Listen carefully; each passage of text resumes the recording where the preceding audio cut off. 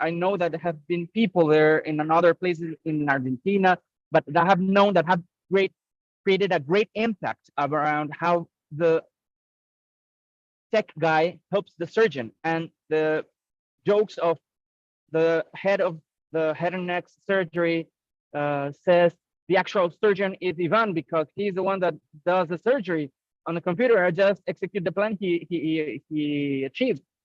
So this experience from Chile was spread to Peru, in which also we have the chance to achieve functionally driven planification that also help us in quality of life, because point of care 3D workflows allows us to optimize time, resources, and also reduce biological effort.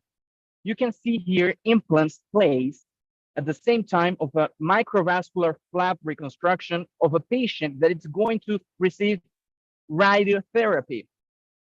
And this joint effort of different specializations allowed us to reduce up to 2 years of the final rehabilitation restorations of the patient. This is also a huge impact on quality of life and resource optimization, that just being together, thinking and planning, it's the key point of it. Point of care additive manufacturing requires transdisciplinary communication, because surgical procedures that we do have to be planned from the virtual perspective, and not every doctor knows about 3D technologies. And maybe if they know it, it's more optimized if they just go to the place of their clinical expertise and let the experts in technology do.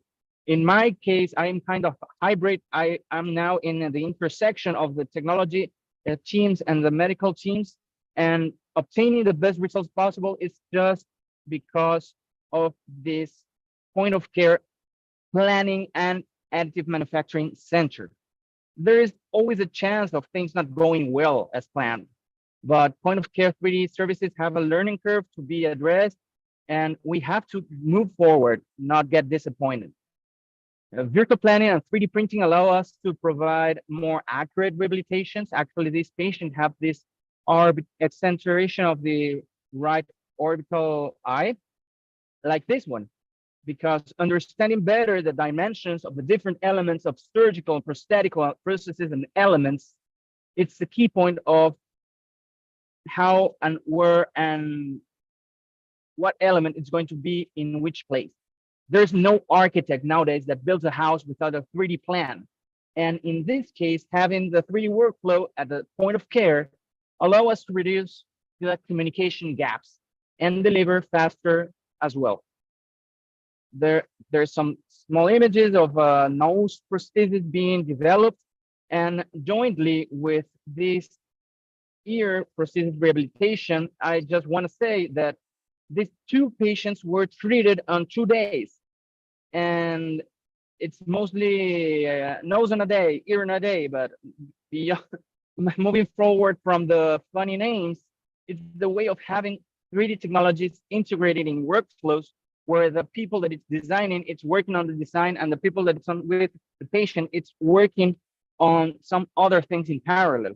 This experience also, point of care, could be worked in a synchronized distance workflow, because this kind of patients for us from this social project have been able to be rehabilitated, 10 of them rehabilitated in 3 days after working. One travel was specifically for placing the implants to support and retain the prosthesis, but then in 3 days we rehabilitate all these patients to provide the best we could do on the conditions we had.